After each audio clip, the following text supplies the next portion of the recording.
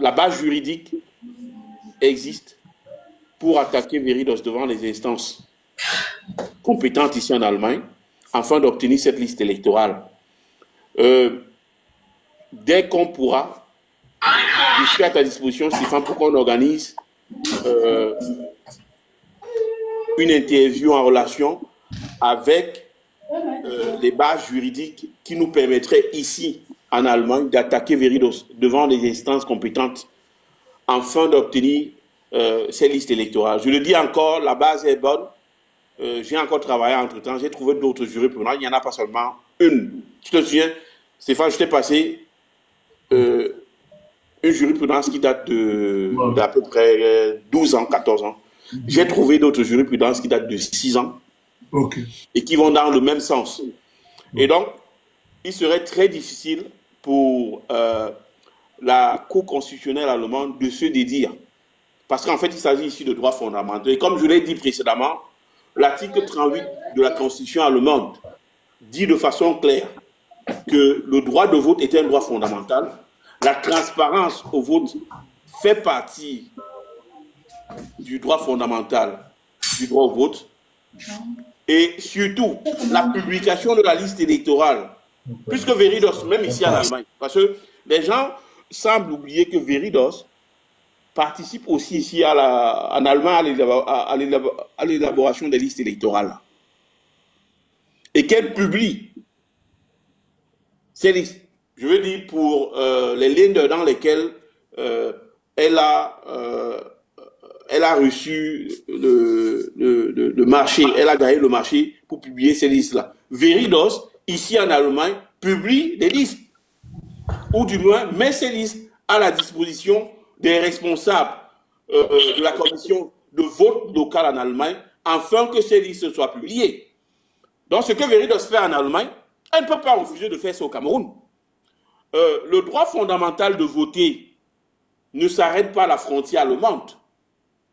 Le droit fondamental, il est, disons-le, universel. Il est reconnu par la Charte des Nations Unies. Il est reconnu par la Cour européenne des droits de l'homme et la Convention européenne des droits de l'homme. Donc, on a beaucoup de possibilités en matière d'obtention de ces votes. Je veux dire, même si, d'envergure, ce que je doute, ce n'est pas devant les tribunaux allemands, on a la possibilité d'aller devant la Cour européenne des droits de l'homme, qui a justement le droit, qui a justement la compétence aussi pour juger ce cas-là. Mais, je le dis encore, je ne pense pas que la Cour, le Bundesverfassungsgericht, la Cour constitutionnelle fédérale allemande va se dédier. Il y a au moins 6 à 7 jurisprudences qui vont dans le sens que Veridos étant une société d'État. Parce que beaucoup de gens ne le savent pas. Veridos est une société d'État. C'est ce que beaucoup de personnes ignorent. C'est-à-dire, pour manipuler les données personnelles en Allemagne, il faut être une société d'État. C'est le cas avec Deutsche Telekom. Veridos est aussi, tout comme Deutsche Telekom, une société d'État. Maître, j'aimerais juste vous poser une question avant que vous continuiez, puisque c'est votre domaine et que vous nous donnez des informations un peu plus techniques. Oui. Vous avez parlé des cas de jurisprudence. Ces cas de jurisprudence se sont appliqués où? En Allemagne. Ok. Je peux vous expliquer la jurisprudence. La première jurisprudence concerne un employé de l'aéroport de Francfort. Ce qui s'est passé, c'est que lors d'une manifestation, c'est-à-dire que lors d'une manifestation déclarée, cet employé se retrouve avec ses camarades privés du droit de manifester. Il a porté plainte devant les juridictions compétentes. La Cour allemande, dans la Cour constitutionnelle allemande, la Haute Cour constitutionnelle allemande, ce qu'on appelle le Bundesverfassungsgericht, a estimé dans un arrêt que j'ai déjà eu à mettre à la disposition de Stéphane que les sociétés allemandes qui sont détenues, même en nationalité minoritaire par l'État allemand, ont l'obligation de respecter les droits fondamentaux. Vous voyez un peu, le droit de vote est un droit fondamental. Et donc puisque Veridos est une société parapublique, elle devrait, voilà, elle devrait se soumettre à cette loi-là. Elle devrait se soumettre à cette jurisprudence de la Cour constitutionnelle allemande. Et la Cour constitutionnelle allemande ne peut pas se dédire. Vous comprenez un peu le problème de fond. Bien sûr. Voilà, donc ça veut dire que, pour bien comprendre, pour bien poser le problème, je dis, on va faire un direct avec Stéphane, et ce direct sera bien structuré pour permettre aux personnes qui sont sur la page de Stéphane de comprendre les enjeux. Il faut que cela soit très bien clair. En réalité, la manifestation est primordiale et elle est essentielle parce que plus il y aura des personnes qui vont être présentes lors de la manifestation, plus ça va faire du bruit et les gens vont s'y intéresser. Ça, c'est clair, parce que, regardez un peu, hein, je crois que le nombre est très important ici. Oui. Le nombre est très important. Il faut que nous soyons nombreux. Parce qu'en ce moment, Veridos a intérêt à nous écouter.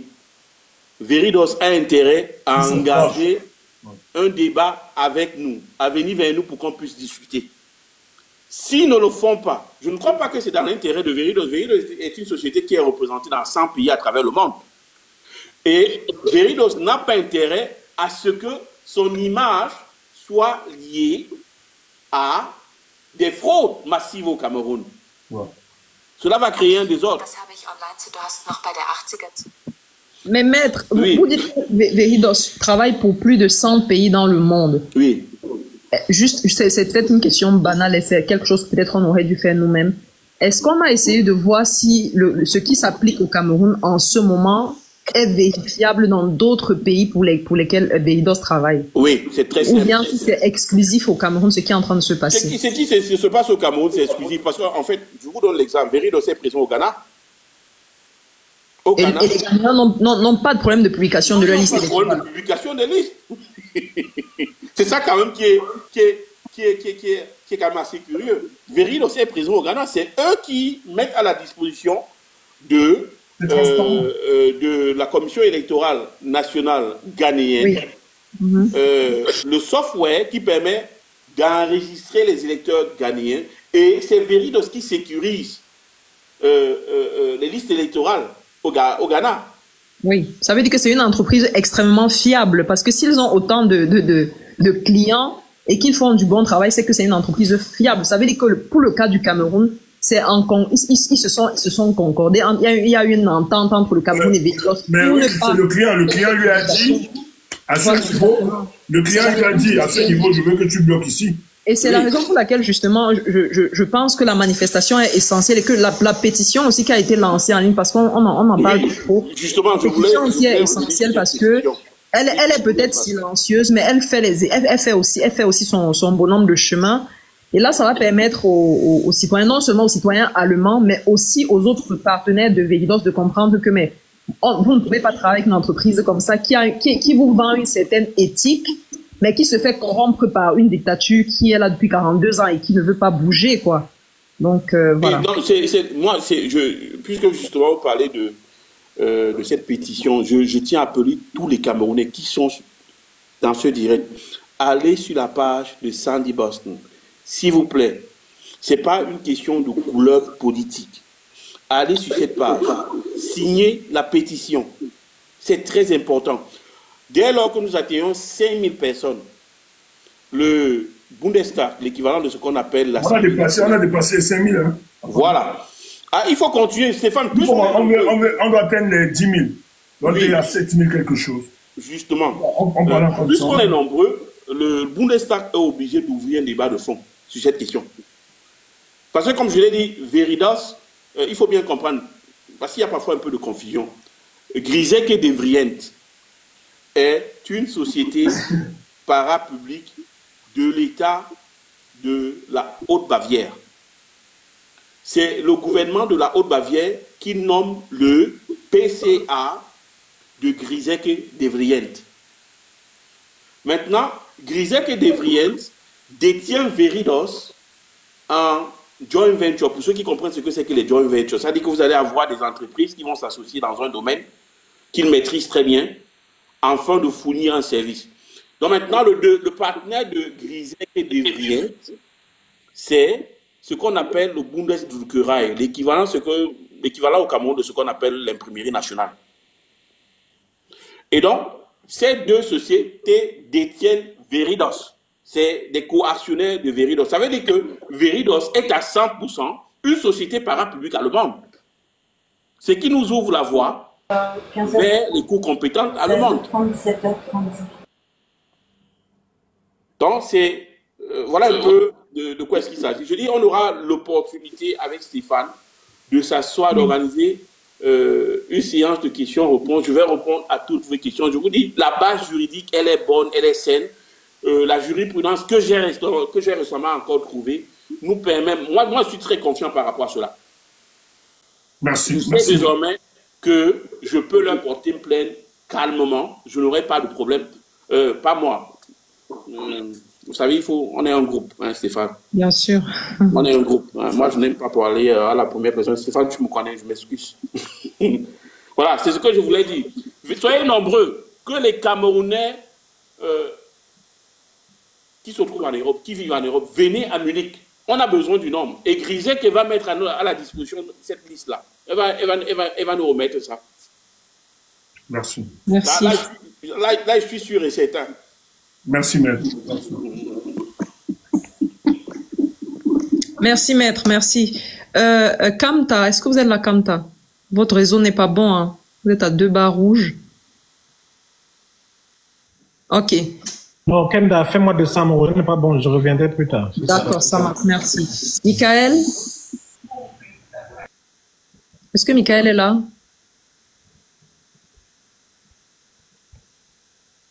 Ouvre un peu le micro de Michael.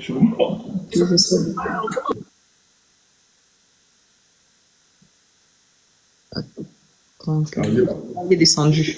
Ok. Il y a DN. Non, il y a DN qui disait qu'il prenait encore la température du panel. Et il y a Sol qui est là. Rebondis un peu sur le dossier du père Abelzonga, parce que là, il y a une information, on l'a convoqué, je viens de recevoir un document, on l'a convoqué pour demain, le collégien l'a convoqué cette fois-ci pour demain, pour l'entendre. Ah, d'accord. Non, moi, je disais, quand j'ai écouté le compte rendu qu'il faisait hier, il y a beaucoup de choses qui ont attiré mon attention dans sa manière de raconter, de relater ce qui s'est passé, les questions qu'on lui a posées et la manière dont il répondait à ces questions-là. Et puis, justement, quand on l'envoie chez le Légion, le collégien, et qu'il dit qu'il ne part pas parce qu'il dit que mais vous m'avez convoqué pour telle chose aujourd'hui. Si je dois aller chez le collégien, il faut une autre convocation. Et donc, il se met dans la posture de quelqu'un, justement, comme tu disais, qui connaît ses droits et qui ne se laisse pas abuser. La plupart du temps, ce qui se passe aussi chez nous, c'est qu'on ne sait pas nos droits, on ne sait pas quand est-ce qu'il faut dire non, on ne sait pas comment on va répondre à des questions quand on est coincé. Et finalement, on se soumet à ces gens-là, alors qu'en réalité, ils ne sont qu'en train d'abuser de nos droits et qu'ils abusent de nous. Donc voilà, le père Zonga, c'est quelqu'un d'aguerri qui connaît le système, qui maîtrise le système, qui maîtrise les lois et tout. Donc il sait très bien comment se mouvoir et il sait comment répondre à ces gens-là. Et ça m'a permis de comprendre, mais si nous tous, plus ou moins, on avait ces capacités-là, d'avoir un peu de répondants et de ne pas se soumettre n'importe comment, peut-être à une infime échelle, les choses seraient différentes. Je ne sais pas, peut-être je rêve, peut-être je suis trop optimiste. Mais quand je l'ai entendu hier, j'ai vu quelqu'un qui avait énormément d'assurance et qui ne se pliait pas, qui répondait. Et qui, si vous me permettez de parler, il y a un code de procédure pénale qui est très clair. Et le code de procédure pénale doit être respecté. C'est-à-dire que vous devez être dûment convoqué devant le collégien, par le collégien, et on doit vous notifier la raison de votre convocation. Mais si ces conditions ne sont pas respectées, mais la moindre des choses à faire, c'est de rester tranquille et insister sur le fait que vous voulez être interrogé en présence de vos avocats. Ça, c'est très simple. Ne dites rien. Dites tout simplement que je ne réponds à vos questions que lorsque un avocat de mon choix est à mes côtés. Donc, le père Albert Zonga connaît très bien ses droits. Il a dit que je ne viens pas, vous ne m'avez pas signifié une convocation. Oui. Et je ne vais pas venir. Ne vous gênez pas. Signifiez-moi la convocation, afin que je le fasse parvenir à mes avocats. Et quand on se prépare, on va venir répondre aux questions. Ce n'est pas un problème. Donc, le père Albert Zonga, c'est quelqu'un d'assez intelligent pour comprendre qu'ici, il y a un abus. C'est vrai, peut-être qu'il faudrait simplifier les cours de droit. à l'école. Moi, j'ai toujours dit ça. Même à partir de la classe de 6e, on peut déjà apprendre dans le cadre de l'instruction civique à des jeunes à comprendre quelles sont les conditions d'une convocation devant les autorités compétentes. À une certaine époque, il y avait encore ça, il y avait encore les cours d'instruction civique. C'est pour cela qu'on avait des jeunes très bien formés. Aujourd'hui, ça n'existe plus malheureusement et ça permet à ces gendarmes, ça permet à ces autorités compétentes de faire ce qu'ils veulent. Donc, je dis, je lève mon chapeau devant le père Nzongan qui ne s'est pas laissé faire, qui a remis le collégien à sa place. C'est pas parce que tu portes des grades de colonel. Quand il est payé avec l'imposition. Le colonel qui convoque le père Nzongan, il est payé avec l'argent des impôts des Camerounais. Il est au service du peuple camerounais. Et il ne doit pas abuser de sa position de colonel pour convoquer abusivement quelqu'un dans ses bureaux. Et surtout qu'on le fait attendre pendant 1 heure du temps. C'est manquer de respect aux citoyens camerounais qui est quand même à l'origine du fait qu'on verse un salaire à ce colonel.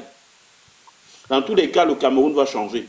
Travaillons à ce que cela change. Tardons surtout à informer nos populations que dans certaines circonstances, on ne peut pas vous convoquer. Hein? Il y a des jours de la semaine où on ne doit pas vous convoquer. Le dimanche, c'est interdit de convoquer les gens. C'est-à-dire que si on vous remet une convocation de vous rendre un dimanche à la gendarmerie, ne vous y rendez pas. Vous ne violez pas la loi. Mais là, ça semble, là, vous le dites avec simplicité, désinvolture, parce que c'est votre domaine et que vous le maîtrisez. Mais moi, je ne suis pas vraiment d'accord avec vous. Moi, je dis, essayons donc peut-être de rendre... Voilà, non, je suis d'accord pour dire que... et vous faites même bien de dire qu'il faut rendre ça... C'est-à-dire que rendre ça basique au point où même les enfants de la 6e, par exemple, dont vous parlez, puissent avoir accès à cela au minimum indispensable, au minimum qu'il faut connaître. Parce que là, par exemple, tout à l'heure, quand Stéphane a commencé, il parlait d'une situation qu'il a vécue dans son quartier où on a fait un mandat de perquisition au-delà de 18 heures. C'est ça, Stéphane? Non, il n'y avait pas de mandat. Il n'y avait pas de mandat. Et c'était... Perquisition qui permet, parce que même si un mandat à 18 heures, pour entrer chez quelqu'un, il te faut un mandat spécial, c'est un mandat de perquisition. Voilà, c'est ça. Non, même le mandat de perquisition, c'est entre 6h et 18h. Entre 6h et 18h, oui. Voilà. Tu vois, non? Qui n'entre pas chez la personne. Oui, mais si tu entres sans mandat de perquisition, c'est... Mais là, il y a un autre mandat pour entrer. Oui, c'est une violation de domicile. C'est-à-dire que si tu n'as pas de mandat... Après 18h, tu n'entres plus. Non, tu n'entres plus. Le mandat, il est valide entre 6h et 18h. Et 18h, oui. Voilà. Ça, c'est des choses, par exemple, que les gens ne savent pas. Ouais. Mais c'est pour ça que je me suis appuyé sur le code de procédure pénale pour bloquer le commissaire qui n'entre pas chez cette famille. Non, et en plus, dans le cas où il entre dans cette maison, c'est une violation de domicile. Exactement. C'est une violation de domicile avec des conséquences juridiques. Et si en entrant, il casse quelque chose, c'est la destruction de biens. Ouais. Ça veut dire qu'il est injustifiable comme tout le monde. Ça, c'est lorsqu'on est dans un état de droit, bien évidemment. Bien entendu. Mais on peut s'opposer violemment à eux.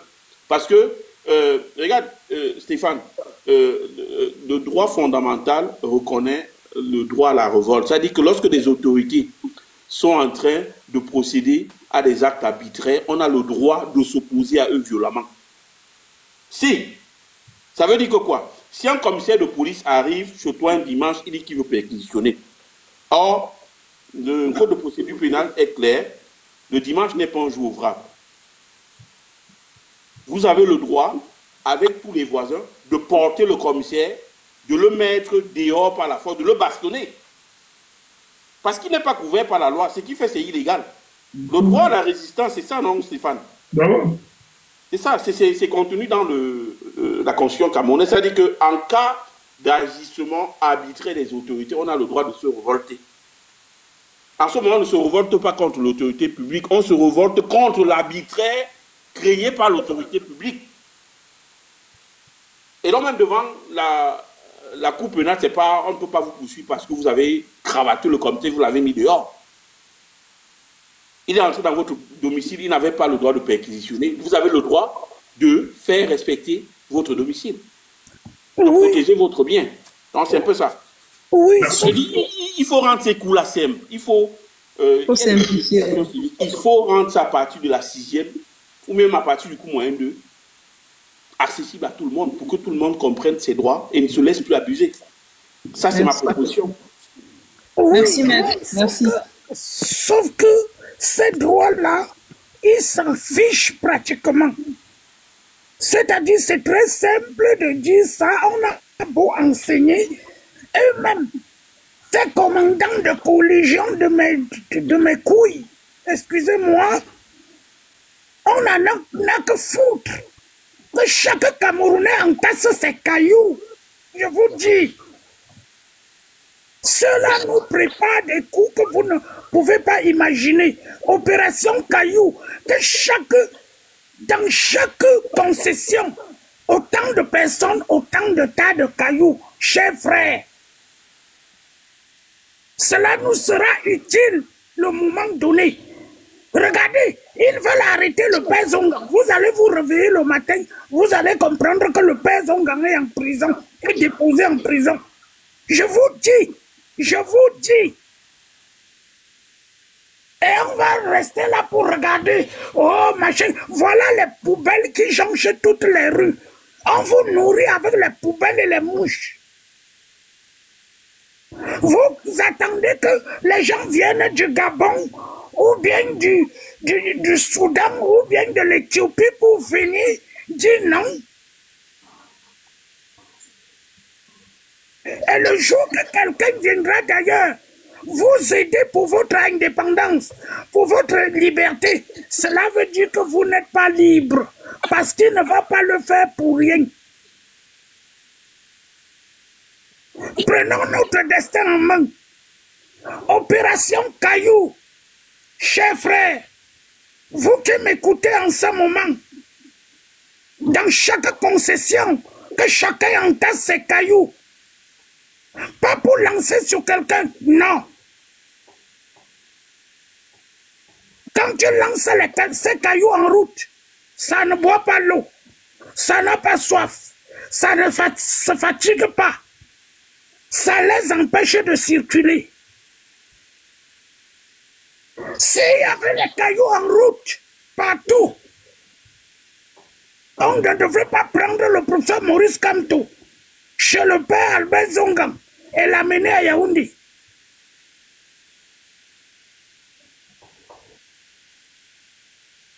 Il a manqué seulement les cailloux en route.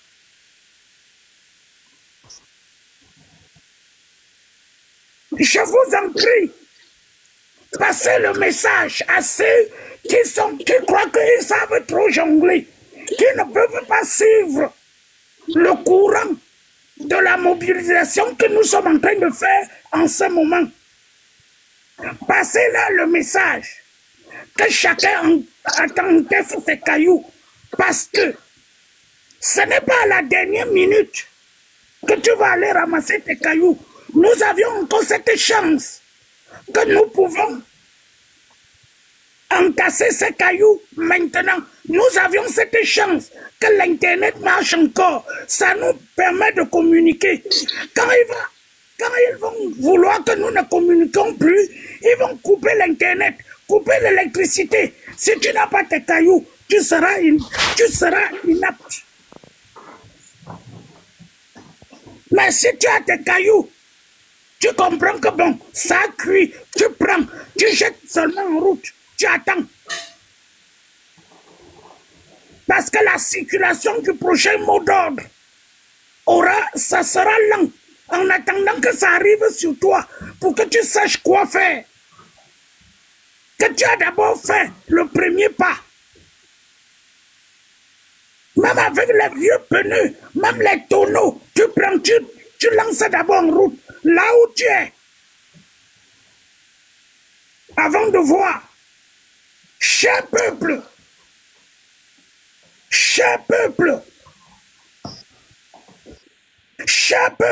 nous vous appelons.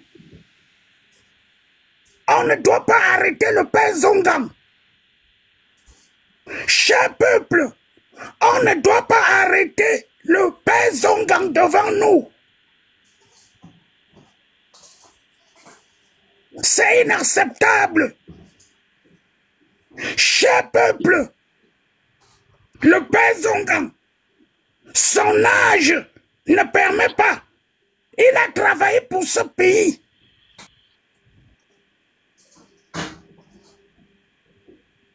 Son âge ne permet pas. Maître Alice comme son âge ne permet pas.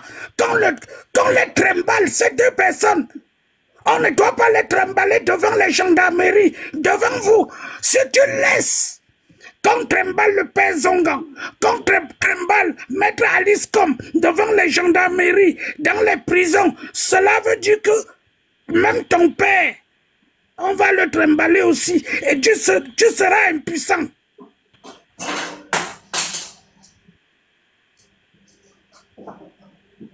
Merci Kenda, merci ma soeur. Passe la parole à un autre. Merci Black. C'est sol bémol.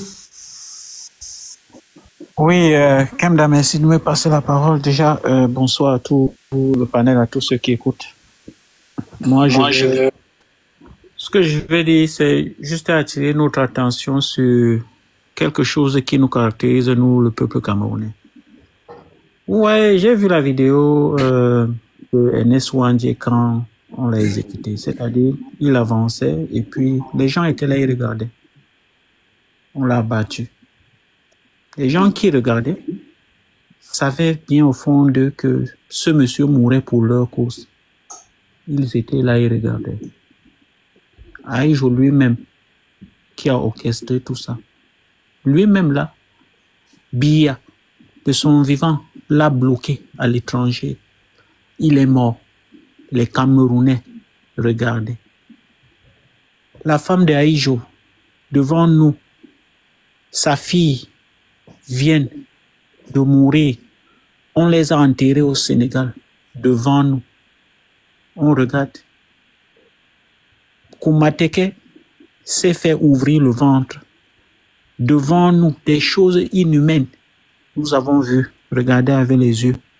On n'a rien fait. Voici le journaliste là, qui s'est fait tuer.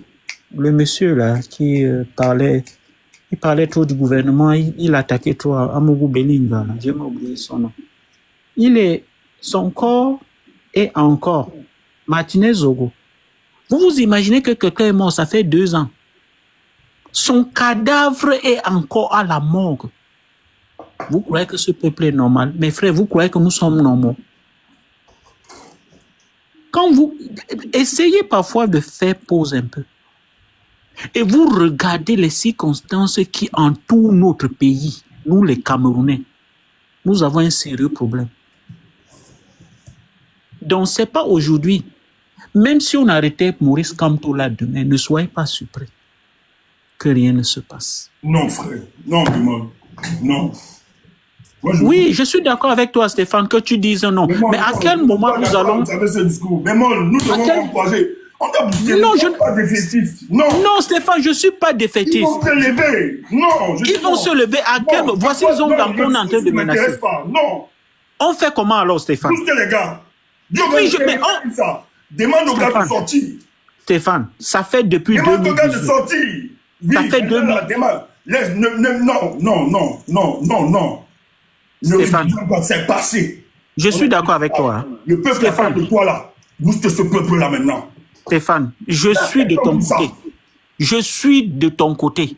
Mais non, c'était un discours défaitiste. Moi, non, ce n'est pas défaitiste. Joe, garde. C'est vrai, c'est défaitiste. Pour mobiliser. Black Nation. Hier, ça s'est passé comme ça. Black Nous n'acceptons plus. Black Nation. Nous n'acceptons plus que ça se passe comme ça, frère. D'accord. Ne dis pas que... À partir du moment... Il faut que tous ceux qui te connaissent, comprennent que dès cet instant-ci, ça ne sera plus comme avant.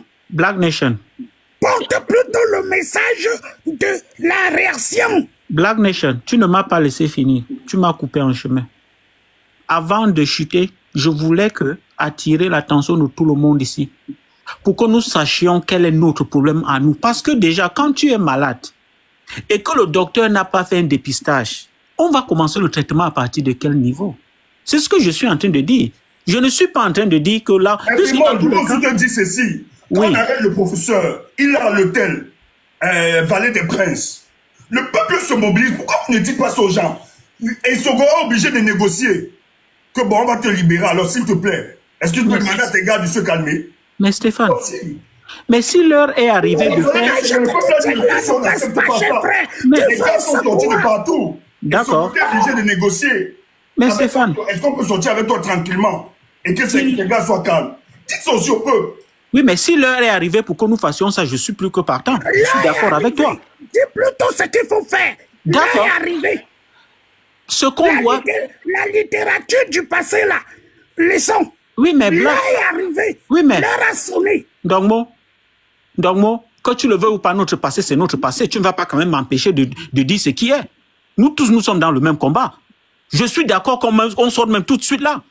Si ça ne dépendait que de moi, 5000 personnes, on sort là tout de suite. Demain matin, pour bien, c'est de l'histoire ancienne. C'est ça qu'il faut dire.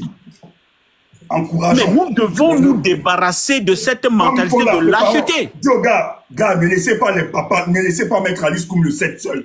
Gars, accompagnez Zonga. Gars, voilà le discours. Laisse que on a fait, c'est là, c'est passé. Maintenant, voilà le discours. Moi, ce que je propose, c'est ceci. Les gars qui sont dans l'armée, ce sont nos amis. Ce sont nos frères.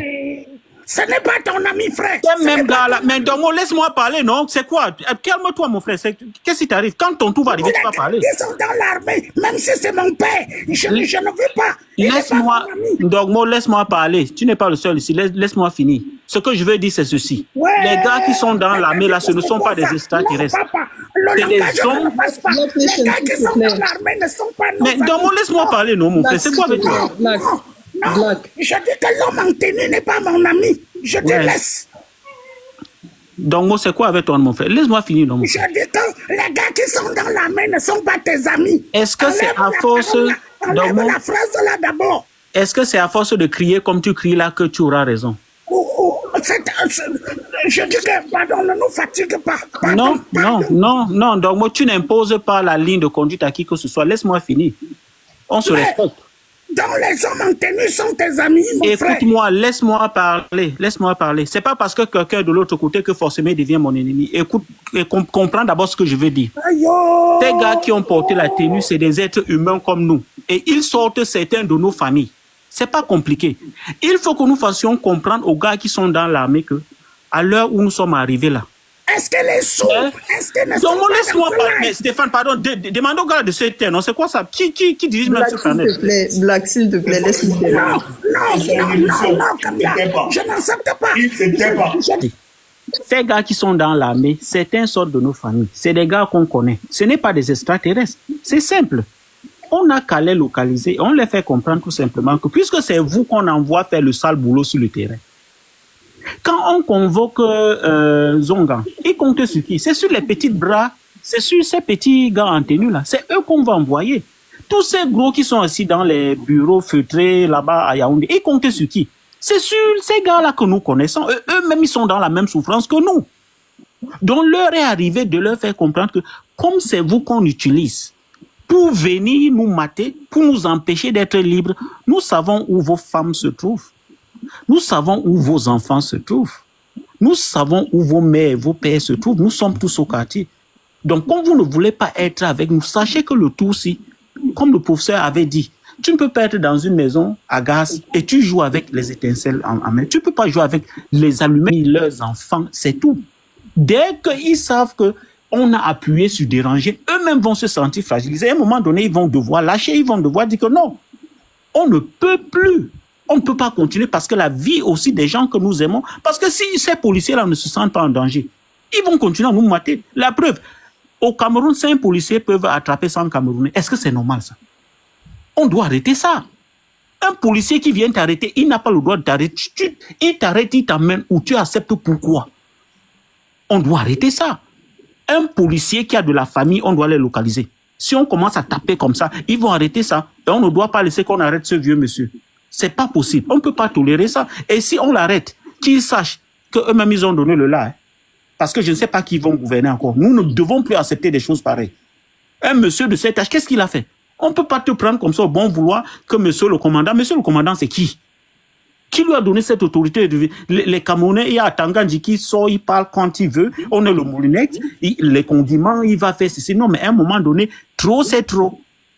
Donc, je voulais chuter par là pour dire, même comme j'ai commencé par évoquer certains faits qui nous caractérisent, nous les Camerounais, l'heure est arrivée d'arrêter ce genre de comportement. Sinon, nous tous, nous allons mourir. Personne ne sortira d'ici vivant. Je chute. Donc, moi, tu peux commencer maintenant à crier. Non, mais quand j'entends, peut-être c'est la manière dont tu as commencé qui a complètement énervé Black, parce que, mais quand je t'entends là, je comprends que tu n'es pas très loin de ce qu'on dit tous ensemble. C'est-à-dire que on connaît les policiers qui font ça. Maintenant, on les touche sur leur talon d'Achille, quoi, leur famille et tout. Mais maintenant aussi, il faut pouvoir localiser ces familles-là, le temps que ça prend de localiser les familles et tout. Et c'est là où je comprends aussi Black qui dit non, c'est pas parce que ce sont des gens de nos familles qu'on doit être compréhensif ou d'une certaine manière. Non, mais le fait d'avoir dit qu'ils sont de nos familles, ça ne voulait pas dire que je veux qu'on les supporte. Il faut me laisser parler, écouter au moins jusqu'à la fin. Il ne faut pas commencer à sauter, commencer à crier. Tu crois que tu aimes ce combat plus que qui? À un moment donné, il faut arrêter. Non, mais si tu commences à parler comme ça va encore aller dans tous les sens. Non, mais il n'a pas crié. Est-ce que j'ai peur de lui? Oh. Non, je dis pas que tu as peur de lui, mais là, on est sur un panel et puis si vous commencez à crier les uns sur les autres, ça va pas le faire. D'accord, j'ai compris. Merci. Fautine, bonsoir. Monsieur DN, quand vous voulez prendre la parole, démutez votre micro, parce que vous avez dit que vous preniez un peu la température du panel. Si vous sentez que vous avez envie de dire quelque chose, allez-y, n'hésitez pas à démuter votre micro. En attendant, je passe la parole à Fautine. Bonsoir, Fautine. Bonsoir, Kemda. Salut, Steph. Bonsoir à tous. Kano, le panel Black Nation. Bonsoir à tous. Mon premier mot va être celui-ci. When injustice become a law, resistance become a duty. Thank you. Je répète, when injustice become a law, resistance become a duty. J'espère que Fautine et Black vont s'entendre sur ce panel aujourd'hui. Ça a bien commencé. Je ne cherche pas à m'entendre avec qui que ce soit. J'ai du respect pour Black Nation. Je ne suis pas peut-être quelqu'un qui partage toujours tous ses points de vue. J'ai les miens que j'essaie de défendre. Mais ce n'est que chacun des points de vue pour arriver au résultat qui est celui d'avoir un état de droit dans notre pays. Quand l'injustice devient la loi dans un pays, la résistance devient une obligation. Ça devient un devoir impérieux. Pourquoi un devoir? Parce que chacun de ceux qui se tient derrière et pense que ce qui est en train d'arriver peut-être aujourd'hui à l'honorable Albert Nzonga ne peut pas lui arriver, se trompe. Je vais rappeler simplement que dans un état où on bafoue les lois comme on veut, où on piétine les lois comme on veut, où vous avez des militants d'un parti politique, le RDPC, qui vous disent que si le MRC et le professeur Maurice Kamto prennent le pouvoir, ils appellent l'armée à faire un coup d'État, c'est-à-dire à violer les lois du Cameroun, à violer la Constitution, à violer la République, à violer surtout la souveraineté qui appartient au peuple camerounais, c'est-à-dire le peuple camerounais a choisi son dirigeant. Des gens appellent l'armée à se saisir du pouvoir, c'est-à-dire donc à enlever au peuple sa souveraineté. C'est cela qu'on appelle consacrer donc justement l'injustice. Et j'assume mes propos en disant que dans ce contexte-là, il est absolument indispensable que nous puissions résister. C'est même un devoir impérieux. C'est même surtout la moindre des choses. Sinon, nous ne sommes pas dignes d'être appelés des hommes comme les Ruben Oumiobe, comme les Castor Osiende Afana, comme les Ernest Wandier. Sont capables d'être appelés des hommes aujourd'hui parce qu'ils ont affronté l'injustice en disant nous n'allons pas céder. Ils n'ont pas cédé même face à la corruption. Donc, il est surtout indispensable que chaque Camerounais se rappelle toujours ce qui est arrivé à Martinez Zogo. Dans l'affaire Martinez Zogo, vous avez des hauts responsables des services de renseignement du Cameroun, donc de la sécurité du Cameroun, qui violent les lois du Cameroun, qui vont enlever un individu devant un poste de gendarmerie. Ils le prennent, ils vont le séquestrer, le torturer. On a tous vu l'état dans lequel le corps de Martinez Zogo était. Personne ne va venir accuser Fautine de tenir ces propos-là parce qu'en réalité, c'est eux-mêmes qui ont mis les hauts responsables de leur propre système de sécurité en prison. Ils y sont aujourd'hui avec Amogo Belinga, accusés d'avoir enlevé, séquestré, torturé et assassiné lâchement et sauvagement Martinez Zogo. Ça montre que ça peut arriver à tout le monde. Il n'y a personne qui est à l'abri. Parce que jusqu'au plus haut sommet de l'État du Cameroun, dans les services de sécurité, il y a des gens qui travaillent pour le régime et qui n'acceptent pas qu'on dénonce et qu'on essaie de réclamer l'avènement d'un État de droit, qu'on cesse les détournements et les pillages. Ce n'est pas nous qui disons qu'il y a 40 ministres de M. Biya en prison. C'est lui-même qui les a mis en prison avec son régime. Ça montre que le vol, le pillage, les détournements qu'ils ont légalisés sont bien un système justement pour bafouer les droits des Camerounais et enlever notre argent. L'argent en question appartient à tous les Camerounais. Donc, ces gens ont institué un système dans lequel ils sont tous en train de bafouer les lois de notre pays, tant dans la gestion quotidienne des affaires qu'ils ont en main, tant dans le respect des droits des citoyens camerounais. À chaque fois que des corporations se sont levées pour revendiquer, vous voyez, les enseignants et autres, la seule réponse qu'on reçoit généralement en face, c'est la violence du régime, c'est l'arrogance, c'est la barbarie, c'est la sauvagerie. Et dans ces conditions, la seule chose qui reste à faire au peuple camerounais, c'est à un moment donné de se dire, nous devons résister, nous devons nous lever. C'est pour ça d'ailleurs que le mouvement pour la Renaissance du Cameroun parle de résistance. Quand je dis ça, j'arrive à la partie qui m'intéresse le plus. C'est la partie qui dit que 100 hommes bien déterminés, mais surtout bien organisés et suivant un leader qui a éclairé, sont capables de renverser 1000 hommes, 10 000 hommes même. Pourquoi? Parce que c'est des gens qui ont la discipline, qui ont l'engagement, mais surtout dont la force se base justement sur la bataille pour la justice. C'est ce qui a permis à Oumiobe de tenir, c'est ce qui a permis à Ernest Ouandje de tenir, c'est ce qui a permis à Castor Ossenda-Afana de tenir. Même s'ils ont laissé leur vie, ils savaient qu'ils pouvaient la laisser. Nous savons tout ce qu'on peut, quand on est face à ce régime-là, faire face à leur répression sauvage et barbare. Ils ne savent utiliser que cette méthode-là. Mais nous disons encore une fois de plus que chacun de ceux qui se tient chez lui en se disant non, ce n'est pas chez moi, ça arrive chez l'autre et tout, fera lui-même les frais un jour. Un policier quelque part vous arrêtera de manière totalement arbitraire. Il bafouera vos droits. Certains vous menaceront même de mort. Il y a plein de jeunes qu'on a vu là tués par un policier quelque part dans les villes du Cameroun, à Bafoussam, à Yaoundé, à Douala, à Kribi. Je me souviens d'une jeune dame assassinée à Kribi par un des fils de l'une des pontes du régime qui était administrateur civil. Voilà le pays dans lequel nous vivons. Voilà le pays justement qui nous impose de devoir résister parce qu'ils sont en train d'instituer l'injustice, la violation des droits des Camerounais comme une loi. Par contre, moi, là où j'insiste, et je dis bien la partie qui m'intéresse le plus, c'est que pour une fois, nous avons un leader qui est suffisamment éclairé. Nous avons un leader qui a suffisamment la vision. Nous avons un leader aussi qui s'est évolué, mais qui a une stratégie. C'est ce qui est important. Pour vaincre contre des gens qui n'ont pour seule méthode de fonctionnement que l'usage barbare de la force et de la brutalité, il n'est pas possible de le faire tant qu'on n'est pas organisé et structuré. Et pour être organisé et structuré, il faut suivre un guide, il faut suivre un leader, il faut surtout suivre une stratégie qui a été mise sur pied. La stratégie du professeur Maurice Kamto, vous en convenez tous, elle n'est pas la même aujourd'hui. En 2018, lorsque le MRC allait aux élections, le MRC n'avait même pas fait le programme en 4 lettres. On ne vous avait même pas encore dit IVSD. Inscrivez-vous, votez, surveillez le vote, allez, apprêtez-vous à défendre le vote éventuellement. Donc, si vous vous rendez compte que vous avez un leader quand même qui tient, qui dit j'ai une stratégie. Ma stratégie est qu'on va y arriver dans la paix et par les urnes. Mais, même si on veut y arriver par la paix et par les urnes, il vous met quand même une lettre dans les 4 lettres qui dit s'apprêter à défendre le vote. Moi, je demande toujours aux gens, quand on est pressé de mettre des stratégies sur pied, qui peut me dire aujourd'hui ce que le professeur Maurice Kamto met dans défendre le vote? Qui peut dire exactement? On a bien vu que lors des revendications, après le hold-up électoral de 2018, il a commencé à mettre un certain nombre de stratégies sur pied. Il vous disait faites ceci, faites cela, tel jour faites ceci, tel jour faites cela. Parce qu'il prépare les choses progressivement. Il a une vision sur le long terme. Et croyez-moi, qu'on le veuille ou pas, que ça nous plaise ou pas, c'est pénible pour chacun d'entre nous de voir comment ce régime bafoue nos droits tous les jours. Comment il prive le Camerounais d'espoir. Comment on est en train d'être le pays qui est reconnu en Afrique aujourd'hui comme étant le pays du challenge des poubelles. C'est pesant, c'est lourd, ça fait mal pour tout le monde. Malgré tout ça, on ne peut arriver au résultat qu'en ayant une stratégie. Et la stratégie peut parfois demander d'avoir la patience de se projeter sur un long terme. De 2012 à 2018, c'était déjà 6 ans.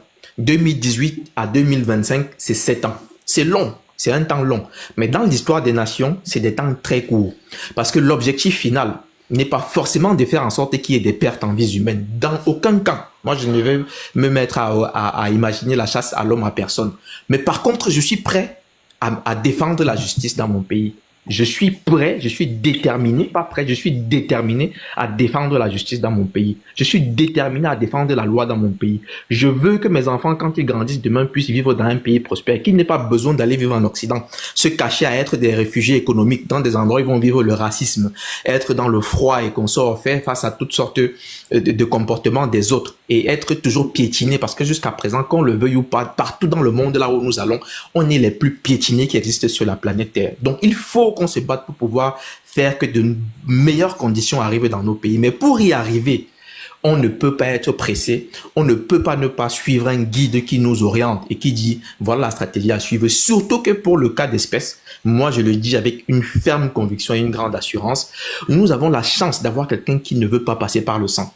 Forcément. C'est très facile pour beaucoup de gens de vous dire mais aidez-moi à prendre le pouvoir par les armes et tout, allons dans la rue, on va les renverser et qu'on sort, je vais prendre le pouvoir et puis je vais changer le pays. Encore que l'avantage du MRC, c'est que le MRC a un programme de gouvernance parfaitement organisé, parfaitement structuré, totalement en mesure de relever un pays. Quand vous écoutez ça, je vous jure, ça vous transporte. Moi, en tout cas, personnellement, j'ai écouté le professeur Moïse Kamto l'autre jour face aux enseignants.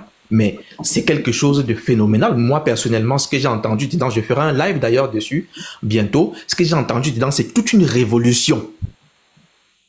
Je ne dis pas une révolte, c'est toute une révolution. Rien que l'éducation, c'est toute une révolution que le MRC est en train de vouloir mettre en place. Et je pèse mes mots quand je dis ça. C'est toute une révolution. Il y a des éléments clairs que ceux qui sont des initiés ou ceux qui connaissent un peu les milieux peuvent savoir. Quand on vous dit qu'on veut mettre les humanités classiques africaines au programme d'éducation des enfants, qu'est-ce que vous comprenez derrière ça? Moi, je vous dis donc simplement que si nous avons quelqu'un qui a un bon programme, mais il vous dit que malgré mon programme là, je vous dis, laissez d'abord le fait d'être pressé. Je suis certain qu'on va y arriver. Mais on va résister. Et la résistance là n'exclut pas la possibilité d'utiliser nos forces pour dire que nous résistons face à l'oppression. Parce que l'UPC même également dans son temps a utilisé toutes les voies de recours qu'il était possible d'utiliser en dialoguant d'abord sur place avec les oppresseurs et les envahisseurs coloniaux. Quand ça n'a pas marché, ils ont créé des syndicats, ils ont créé des partis politiques.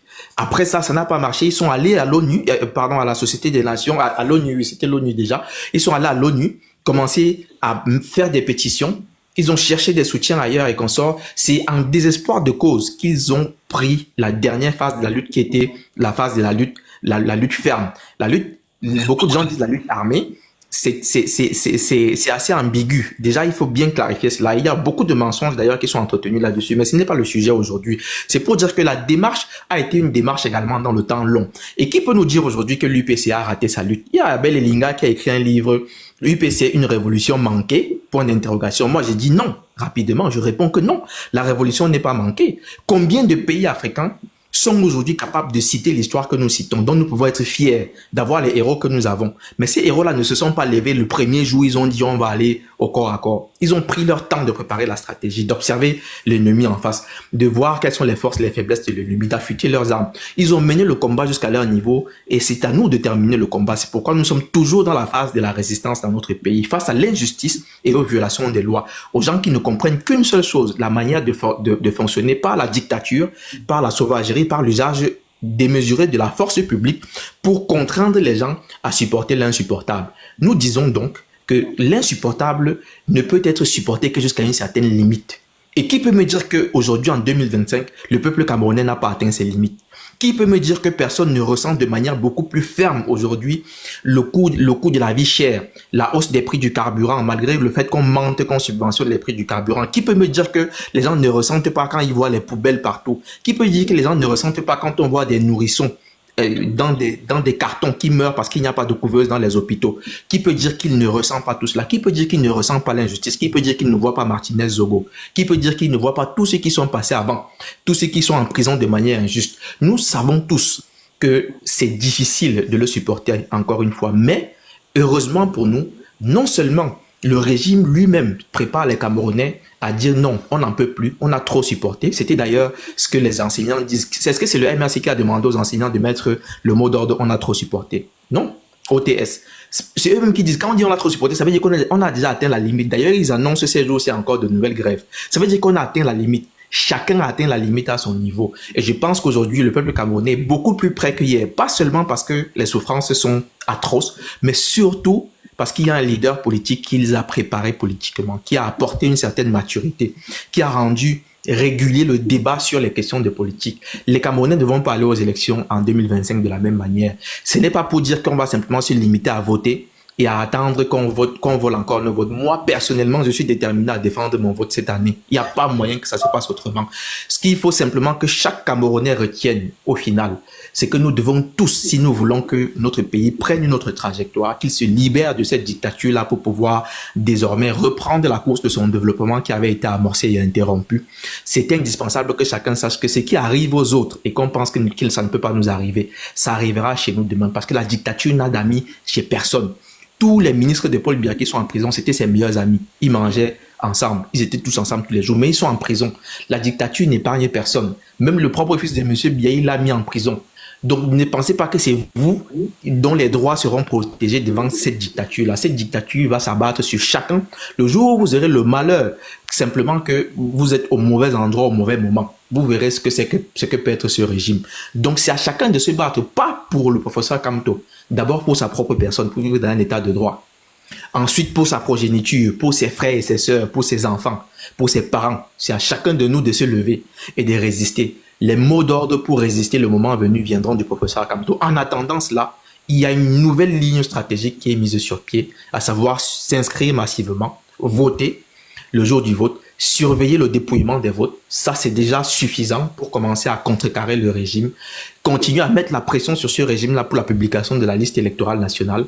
Et ensuite, on verra, le moment venu, ce que le professeur Maurice Kamto met dans défendre le vote. Je vais terminer simplement en vous disant que lui-même, il vous a dit la dernière fois que ceux qui pensent qu'ils peuvent être dans une salle remplie de gaz et claquer la bûchette d'allumettes et sortir, se détrompent. S'ils veulent claquer la bûchette d'allumettes, le MRC n'entendra plus qu'on marche sur ces plates-bandes et sur les droits des populations camerounaises, sur le vote, sur le choix souverain des Camerounais. Le moment venu, s'ils veulent le faire, ils le feront. Ils vont allumer simplement le feu. Le professeur l'a dit, ça prendra ce que ça prendra et ceux qui y resteront vont reconstruire le pays. Il n'y a pas un discours stratégiquement plus ferme, mais en même temps suffisamment politiquement correct que celui-là qu'on puisse écouter.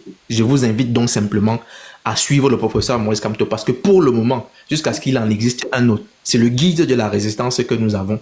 Et il a montré à chaque étape qu'il est suffisamment seul, tout seul, en mesure de mettre à mal ce régime. Il a besoin de notre soutien. Et ce n'est que dans la suite de ce qu'il est en train de tracer comme plan et stratégie d'organisation pour la résistance qu'il est possible de parvenir à un résultat qui soit suffisamment positif pour nous. L'inverse, ce serait aller de manière dispersée, en rang dispersé. Et en rang dispersé, la dictature aura tout fait de nous broyer tous. Merci.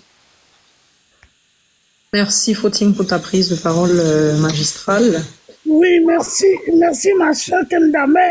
S'il te plaît, en attendant, il y a Maître Alice comme et le père Zonga. Je veux ici adresser un mot à tous les complices. Oh, complices, Benskinendem, Kombi, people en avoir à de fier ou pas, on ne peut pas laisser.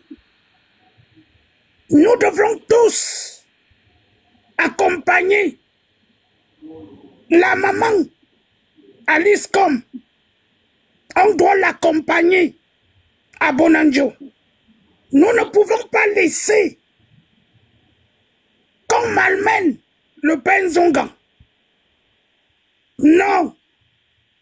Si nous laissons qu'on malmène cette maman, si nous laissons qu'on malmène ce papa, ça veut dire que nous avions laissé pour qu'on malmène nos parents.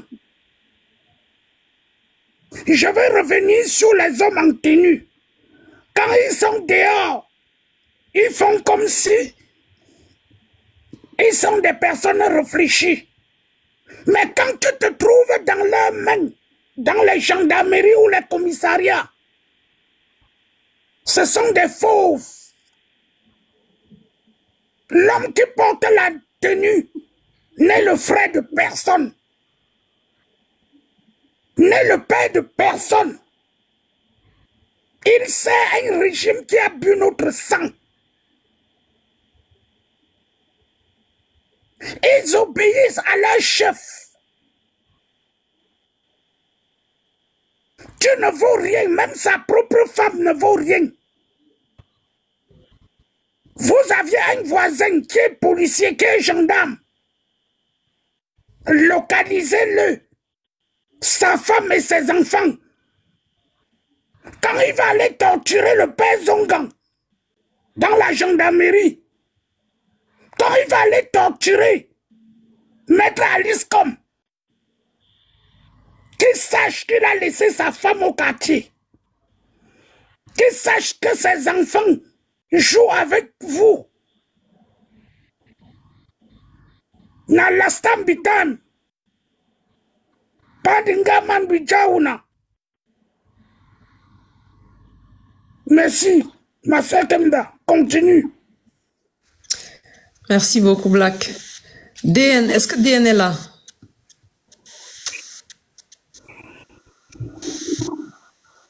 DN, vous n'avez pas pris la parole depuis. Est-ce que vous êtes encore sur le panel même?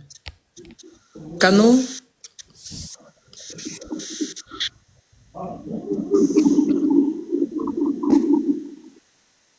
Son micro est fermé, son micro est fermé. Je ne sais pas s'il a du mal à ouvrir ou bien s'il est loin du téléphone.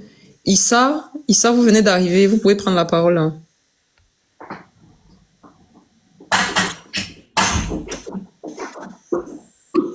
Issa, est-ce que vous êtes là? Je suis là.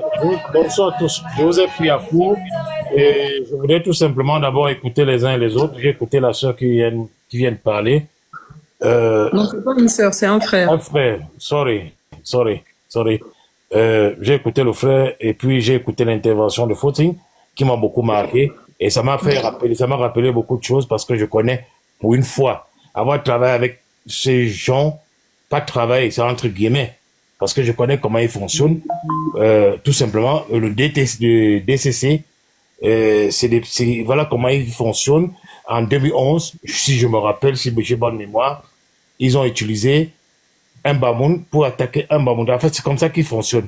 Excusez-moi, je vais revenir sur le débat. C'est juste parce que j'ai pris un coup et ça m'a, les choses sont revenues en tête. Le DCC a utilisé Pierre Mouchili pour attaquer Ndamdjoura au Gabon parce que la majorité des Camerounais étaient plus de la communauté Bamoun et c'est comme ça que Pierre Mouchili est allé attaquer Ndamdjoya et Ndamdjoya est venu, il n'a pas été reçu par l'ambassade, il a été détourné et c'est comme ça que il y a eu cette guerre entre Ndamdjoya et Pierre Mouchili. Aujourd'hui, Pierre Mouchili a tout perdu et le DDC, bon bref, c'est une parenthèse. Pour revenir sur ce que le frère vient de dire, we don't talk for pidgin. Aujourd'hui, si nous laissons, comme a dit le frère, si nous laissons vraiment, parce que nous avons marre de l'injustice, il n'y a rien qui fait mal que l'injustice. C'est-à-dire, ils pouvaient faire autre chose, mais c'est tellement, ça date. C'est plus de 50 ans d'injustice. Peut-être d'autres viennent de découvrir aujourd'hui. Ces choses-là existaient bien depuis, mais ça prend l'ampleur parce que à chaque génération que bien nomme, il y a ceux qui sont venus, il y a ceux qui volaient à peine des 2, 3 millions, il y a ceux qui sont venus, ils volaient les centaines, mais les nouveaux qui sont venus là, les jeunes là, qui ont les dents vraiment trop limées, qui volent qu'en milliards, ils sont féroces.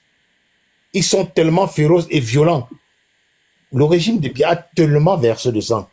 Si on se rappelle de ce qui s'est passé pendant les émeutes de 2008, ce qui s'est passé en 92, si on veut rassembler, faire le total de tout ça là, c'est vraiment tout, le sang, je peux dire que le litre de sang ne peut pas atteindre la quantité d'envorie que le régime de Biya a versé depuis que les Camerounais, à cause de l'injustice. Donc, vu la situation, moi j'ai confiance au Père Zonga. Même si on le prend, il s'est déjà préparé d'abord mentalement et psychologiquement. Pour pas faire, moi je sais qu'ils vont intimider, essayer de mettre, pour faire peur. Ils veulent laisser la psychose sur la population. Parce que, déjà, un leader... Il ne peut pas gagner le Père Zonga là. On ne va pas accepter ça. Ça, je vous dis, ce qui nous est cher. On va pas accepter. Stéphane, oui, Stéphane, je sais, on ne peut pas laisser, mais je te dis ce qu'ils veulent déposer. Ils veulent laisser la même maman, même à Alice comme là, les histoires qu'ils font là, pour intimider, cette année, ces gars-là, ils ne vont pas partir. Ils vont pas, on ne va pas accepter ça. Ça, c'est trop. Il faut stopper ça. Oui, je suis en train de dire, ils veulent laisser la psychose. Pour que du moment, parce qu'ils sont en train de perpétrer. Un régime en 43 ans n'a pas pu trouver. Je parle d'un parti politique comme le RDPC. En 43 ans, n'a pas pu trouver un successeur pour pouvoir challenger un autre opposant. Moi, j'ai discuté avec quelqu'un, j'ai dit, OK, moi, je laisse comme toi à côté. Choisissez les membres de RDPC. 10 personnes. Nous, on va choisir dans le MSC. 2 personnes. Vous allez changer. On part aux élections libres et transparentes. On va challenger pour voir qui est-ce qui pourra passer. Mais vous ne faites pas en 43 ans. Le peuple n'a pas pu laisser rien qu'un successeur. J'ai dit, dans tout le monde entier. Moi, j'imagine le père Mongo, en 44 ans de pouvoir, avait déjà préparé, ne serait-ce que même son fils. Et son fils a traversé les étapes pour arriver au moins à la présidence. Mais jusqu'ici, personne, il n'a rien fait dans son propre parti pour enfin laisser quelqu'un. Mais ça veut dire que nous, je sais pas, les gens qui soutiennent aujourd'hui, quand on leur donne un peu d'argent, ils volent, ils pensent qu'ils vont, même s'ils volent tout entièrement le Cameroun, même s'ils reviennent encore en 2025, mais finalement, ils vont voler, ils vont subir eux-mêmes la même foudre. Ils vont recevoir le crachat au visage. Pour ceux qui ont compris, même dans le parti, ils comprennent que s'ils laissent continuer ainsi, ils vont couler de plus parce qu'ils croient peut-être qu'ils vont se soutenir. Non! Là, ça n'est de tout. On est en train d'atteindre le bas fond même de la misère. Si nous ne faisons rien en 2025, adieu. Mais bonjour la souffrance. Et c'est-à-dire, nous avons les prisons aujourd'hui. Ceux qui sont en prison aujourd'hui. Ça, c'est les prisons qu'Aïdjo a construit.